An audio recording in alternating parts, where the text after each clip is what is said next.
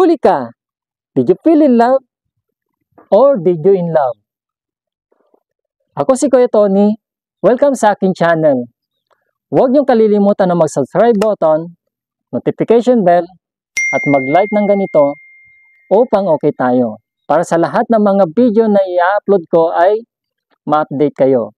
Ang pag-uusapan natin ngayon ay 2023 na karanasan sa pagmamahal. Ang tanong ko sa inyo, nakaranas na ba kayo ng pagmamahal? O nakakaranas na ba kayo ng pagmamahal? O nakapag-move on na ba kayo? So ngayon, dahil maghihiwalay na ang taon ng 2023 sa 2024 at another year na naman ang bubuloy natin para maghanap ng pagmamahal. Sa 2023, maraming mga karanasan tayong naranasan.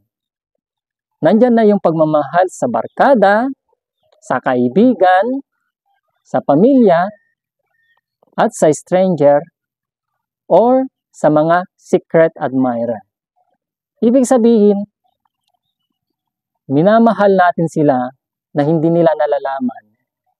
Ngunit hindi naman nila tayo mahal. Hindi nila tayo gusto. Ang sakit naman. Pero sa akin, ang best na pagmamahal ay mahalin mo ang iyong sarili.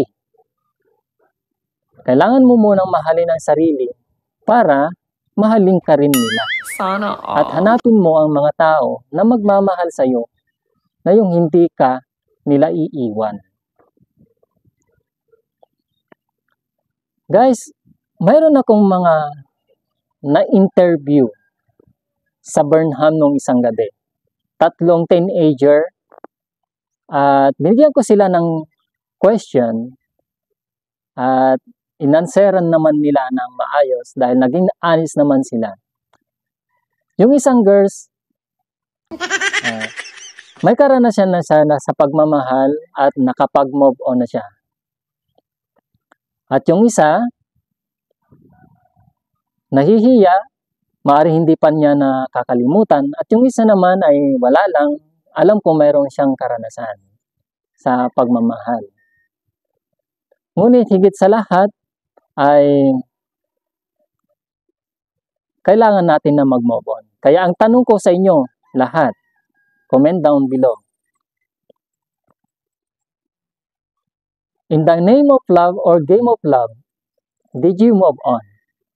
Guys, alamin natin ito sa mga kasagutan ng 3 teenager na na-encounter ko. Tara, samahan niyo ako.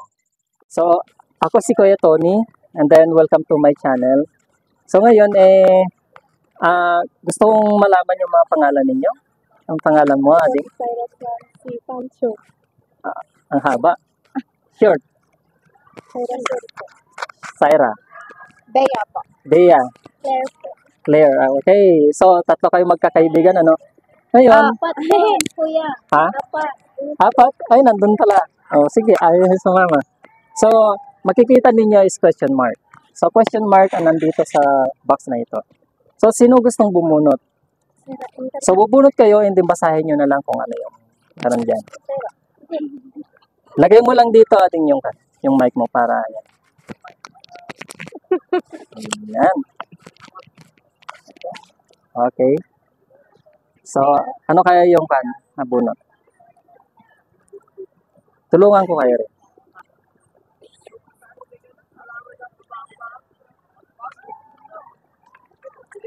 Alam about love.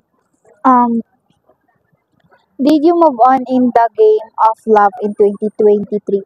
Okay. Meron na ba kayong karanasan sa pag-ibig? Ay, meron po. About Okay. sa crush lang po. Sana all. Wala pong about sa relationship like GFBF. Bawal po kasi.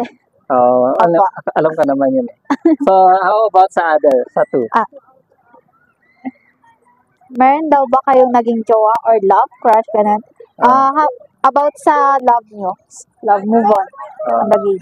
So, nagkaroon na kayo nakaranasan ng crush or May naramdaman ba kayo sa classmate niyo or anything? Uy, ako Ah, so, so ano nangyari? Nakapag-move on ba kayo after that na nagkahiwalay kayo? Oo. May iba na eh. Ayun. So talagang move on na move on. So, nakalimutan niyo na siya. Opo. Ayun. So, mas maganda.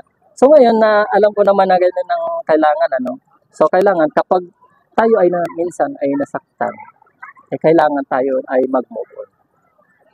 Kung hindi rin nyo matatanong, kahit ako, nakaranas din ako kahit na ako'y matanda na, nakaranas din ako ng pag-move on. So, iniwan din ako ng mahal ko sa buhay. And then, after that, masakit talaga, 1 year. After that, kailangan ka mag-move on. Hindi ka dapat mag-move. Okay? Ba? So, meron ka bang karagdagan natin ko? Wala kang karanasan? Si ating. Walang Uy, karanasan? sabihin mo na. Sige, huwag ka mahiya. Yung gano'n ko. Baka pag nagkita-kita tayo, malay mo, Ay. mag-viral.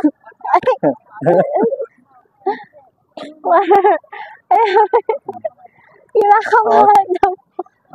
Okay lang. Iba kang plan. Unsa ako. Yeah. Iba ka. Okay, so Ayun, nagiging nanahiya ako, emotion sorry. si Ading. So, alam ko naman na mahirap na bangkitin, ano. So, I hope na hindi mo pa rin siya nakakalimutan. I know that. And then, nararamdaman ko yan.